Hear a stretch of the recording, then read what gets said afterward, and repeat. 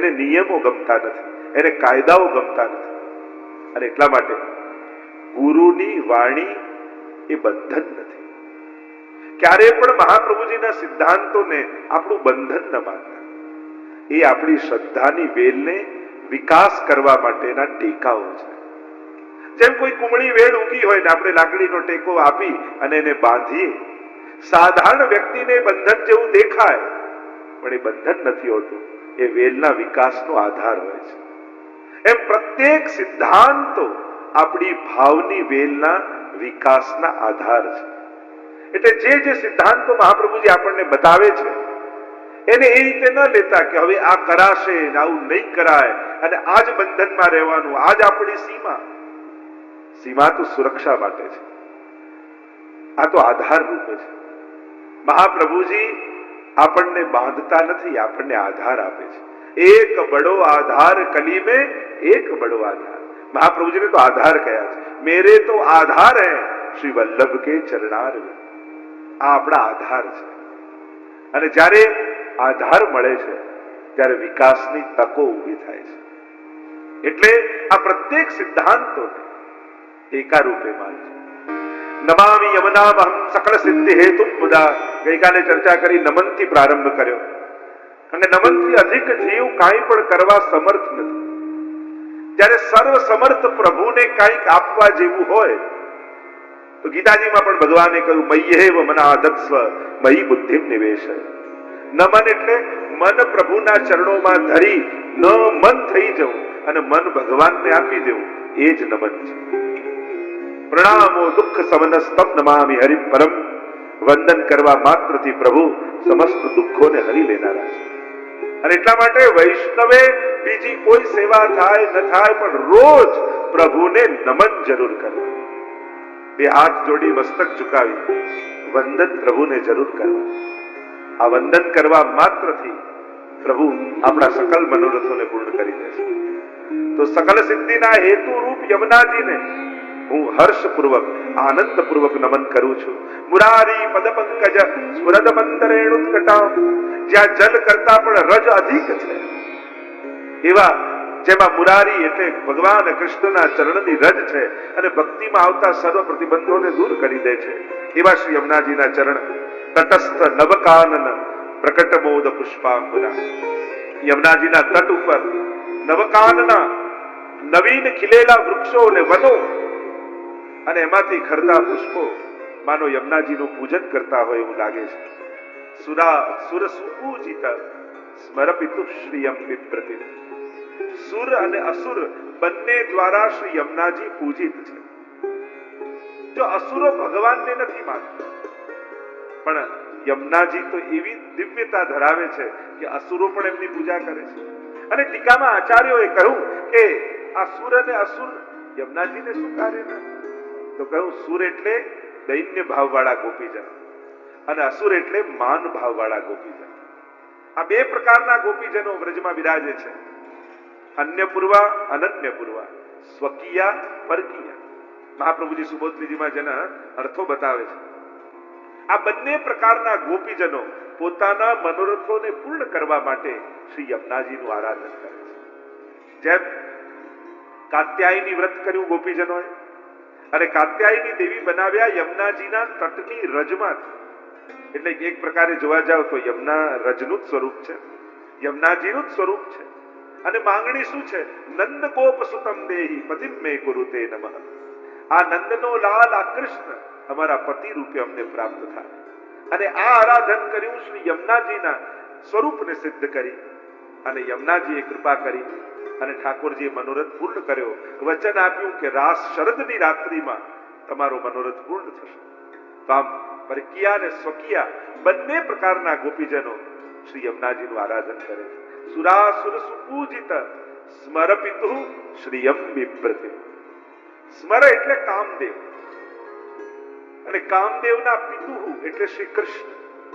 એવી કથા આવે છે કે જ્યારે મહાદેવજીને મોહિત કરવા માટે કામદેવ આવ્યો અને મહાદેવજીએ ત્રીજું લોચન ખોલ્યું અને ભસ્મીભૂત થઈ ગયો કામદેવ.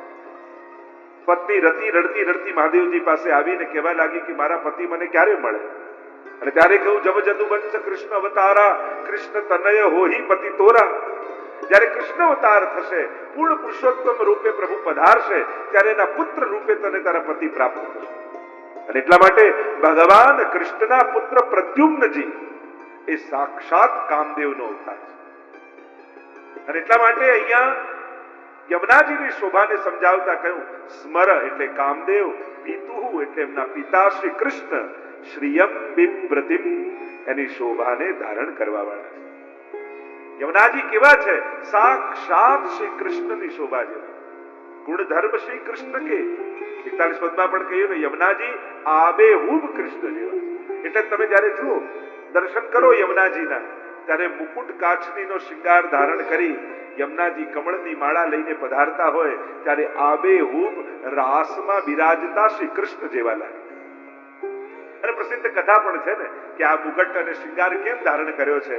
તો કે જ્યારે ઠાકોરજી અને સ્વામીજી માન ધરવાની લીલા કરી રહ્યા હતા. માન ધરવું એટલે રિસાવવું.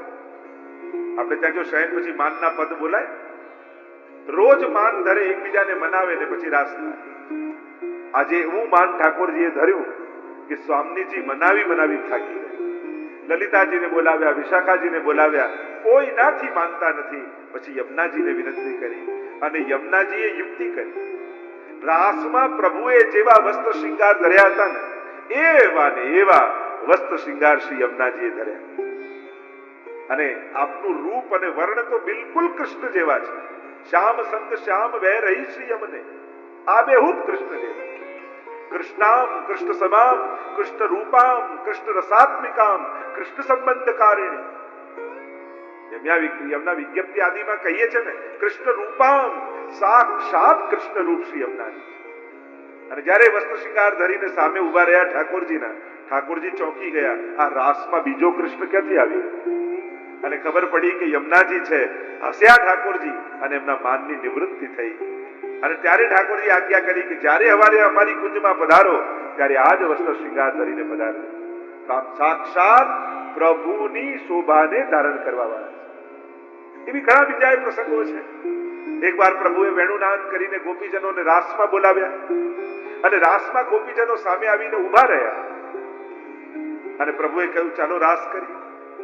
ગોપીજનો કહેવા લાગ્યા પ્રભુ આપના વસ્ત્ર શૃંગાર છે ને એ આપના ઐશ્વર્ય છે. ઐશ્વર્ય ગુણ એમાં બિરાજમાન છે. અને જ્યાં સુધી ઐશ્વર્ય ધારણ કર્યું હોય ત્યાં સુધી માધુર્ય પ્રગટ ન થાય. એટલે સૌથી પહેલા પ્રભુ આને દૂર કર. ઠાકોરજી કહે પણ મારા વસ્ત્ર શૃંગાર મારા ઐશ્વર્ય છે અને જો ભૂતલ પર મૂકું તો સમગ્ર મારું ઐશ્વર્ય વ્યાપી જાય, બધાને મારું મહાત્મ જ્ઞાન થઈ જાય અને બધાનો ઉદ્ધાર થઈ જાય. ભૂતલ પર તો સ્પર્શ કરાય નહીં.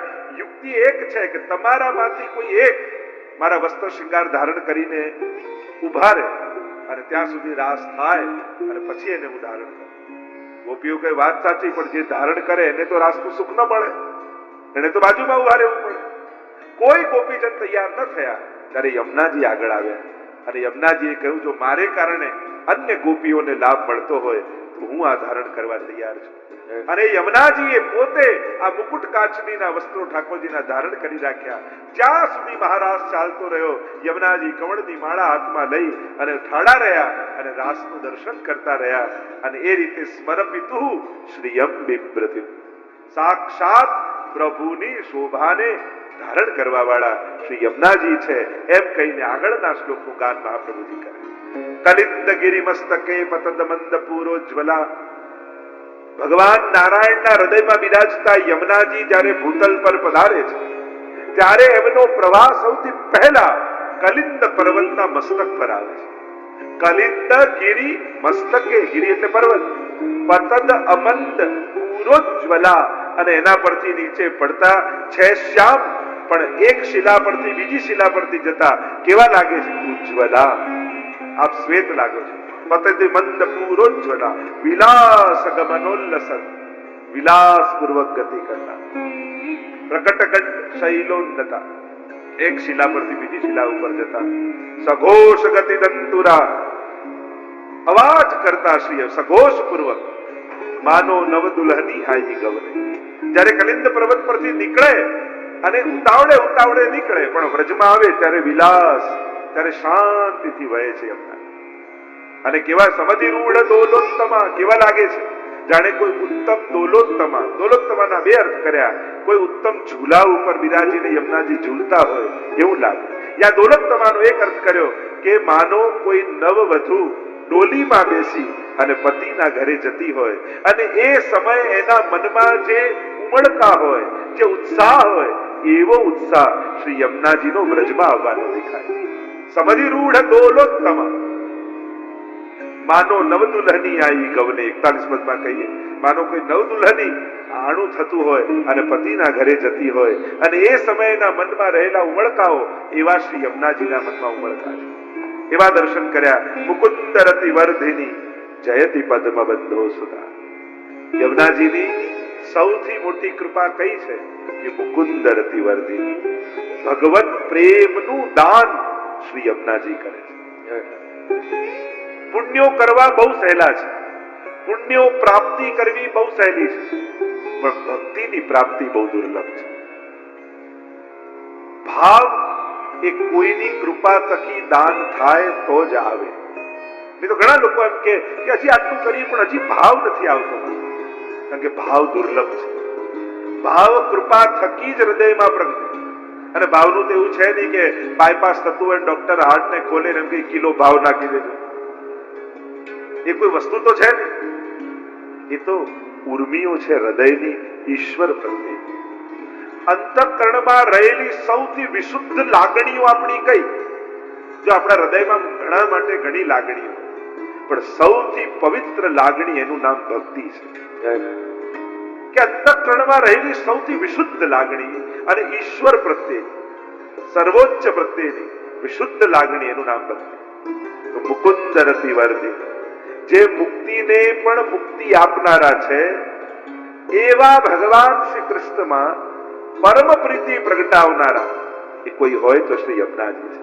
એટલે જ આપણે ત્યાં સૌથી પહેલા યમુનાષ્ટકનો પાઠ કરતા હોય કે યમુનાજી કૃપા કરે અને ભાવનું દાન થાય તો જ આ જીવ સેવાને લાયક થાય, સત્સંગને લાયક થાય, પાઠને લાયક થાય. સોળસ ગ્રંથમાં પણ એટલે સર્વપ્રથમ યમુનાષ્ટક રાખ્યું, કારણ કે શ્રી યમુનાજી, આપણે વ્રજયાત્રા પણ કરવા જઈએ ને તો વ્રજયાત્રા કરવામાં સૌથી પહેલી વ્રજયાત્રા શરૂ ક્યાંથી થાય તો કે વિશ્રામ ઘાટ. વિશ્રામ ઘાટે તમે બેસો, હાથમાં યમુના જલ લઈ અને નિયમ લો. વ્રજયાત્રા કરવાના નિયમ લેવાય કે આ રીતે યાત્રા કરીશ, આ રીતે શયન કરીશ, આ રીતે ભોજન કરીશ અને આ રીતે પરિક્રમા કરીને પાછો આવીને નિયમ છોડવામાં આવે. એટલે શરૂ પણ યમુનાજીથી થાય અને વિરામ પણ યમુનાજીથી થાય. એ હાથમાં યમુનાજી લો અને યમુનાજીનો સ્પર્શ થાય ત્યારે જ આ દેહ વ્રજયાત્રાને લાયક બને છે. કારણ કે યમુનાજીનો સ્પર્શ થતા જ મુકુંદ રતિ વર્ધિની, ઠાકોરજીમાં પરમ પ્રીતિનું દાન શ્રી યમુનાજી કરે.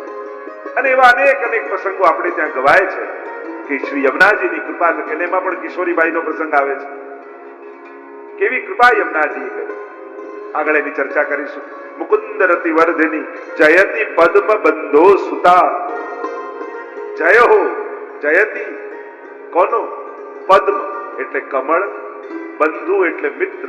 કમળનો મિત્ર કોણ તો કે સૂર્ય, અને સુતા એટલે પુત્રી. શ્રી યમુનાજી જે સૂર્ય પુત્રી શ્રી યમુનાજીનો જય હો, જયતિ. એટલે જો વૈષ્ણવ એકબીજાને મળે ત્યારે બે હાથ જોડીને કરે ને જય શ્રી કૃષ્ણ. એ જય શ્રી કૃષ્ણ શા માટે કરીએ? હું તો હંમેશા ઈચ્છું, હું તો હંમેશા કહું પણ ખરા, તમે જેનું ભલું ઈચ્છતા હો ને એને રોજ જય શ્રી કૃષ્ણ કરો. તમને એમ થાય કે તમારા બાળકનું સારું થાય, ભલું થાય, તો રોજ એને જય શ્રી કૃષ્ણ. કારણ જય શ્રી કૃષ્ણ કરવા માત્રથી વ્યક્તિપણું ગૌણ થઈ જાય અને એની ભીતર સૌભાગ્યરૂપ કૃષ્ણનો જય થાય. કૃષ્ણ એટલે કોણ? યત્ર યોગેશ્વર કૃષ્ણ યત્ર પાર્થો ધનુર્ધર તત્ર શ્રી વિજયો ભૂતિર ધ્રુવા નિતિર્મતિર મમ. જ્યાં ભગવાન હોય ત્યાં બધી વસ્તુ. એટલે કૃષ્ણનો જય એટલે આ બધી વસ્તુનો જય. જ્યાં શ્રી હોય, જ્યાં વિજય હોય, જ્યાં સૌભાગ્ય હોય, કૃષ્ણ બધા તત્વો. મંગલરૂપ કૃષ્ણ છે, સૌભાગ્યરૂપ કૃષ્ણ છે. આપણે જે સૌભાગ્ય ઈચ્છીએ છીએ એ સૌભાગ્યની મૂર્તિ એ કૃષ્ણ છે. અને એટલા માટે તમે જેની સાથે જય શ્રી કૃષ્ણ કરો છો એના સૌભાગ્યનો જય કરો. જયતિ પદ્મબંધો સુતા. સૂર્યપુત્રી એટલે યમુનાજી એ સૂર્યના પુત્રી કહેવાય. યમુનાજીના પરિવારનો જો વિચાર કરો તો યમુનાજીના પિતા છે સૂર્ય, માતા છે સંજ્ઞા દેવી અને બે ભાઈ માનવામાં આવે છે, એક યમરાજ અને બીજા શનિ દેવ. આ બેને યમુનાજીના ભાઈ માનવામાં આવે. અને આવો શ્રી યમુનાજીનો પરિવાર, પણ આ આધ્યાત્મિક યમુનાજીની વાત છે. આપણે જે આરાધન કરીએ છીએ એટલા માટે 3 વાર નમન યમુનાષ્ટકમાં આવ્યા. નમામિ યમુનામહં નમત કૃષ્ણ તુર્ય પ્રિયામ અને નમોસ્તુ યમુને સદા. કારણ કે યમુનાજીના 3 સ્વરૂપ માન્યા છે: આદિ ભૌતિક સ્વરૂપ, આધ્યાત્મિક સ્વરૂપ અને આદિ દૈવિક સ્વરૂપ. તમે યમુનાજીને જ્યારે જલ પ્રવાહ રૂપે, નદી રૂપે જુઓ છો, એ યમુનાજીનું આદિ ભૌતિક સ્વરૂપ કહેવાય છે. યમુનાજીને જ્યારે દેવી રૂપે જુઓ છો, વિશ્રામ ઘાટે યમુનાજીનું મંદિર છે અને ત્યાં જ્યારે દર્શન કરો તે દેવી રૂપે યમુનાજી વિરાજમાન છે. એ યમુનાજીનું રૂપ જે તીર્થ રૂપ યમુનાજી છે, વિશુદ્ધ મથુરા તટે યમુનાજી પાવન તટ એ સાક્ષાત તીર્થ છે અને સપ્તપુરીઓમાંની પુરી છે મથુરા, અને એમાં યમુના દેવી બિરાજમાન છે. અને આ રીતે તીર્થ બુદ્ધિ રૂપે યમુનાજીને જુઓ, એ યમુનાજીનું આધ્યાત્મિક સ્વરૂપ છે. અને આ બંનેની ઉપરનું સ્વરૂપ જે શ્રી મહાપ્રભુજી આપણને દર્શન કરાવે છે, નમત કૃષ્ણ તુર્ય પ્રિયામ. તુર્ય એટલે ચોથા અને ચોથા પ્રિયા શ્રી યમુનાજી.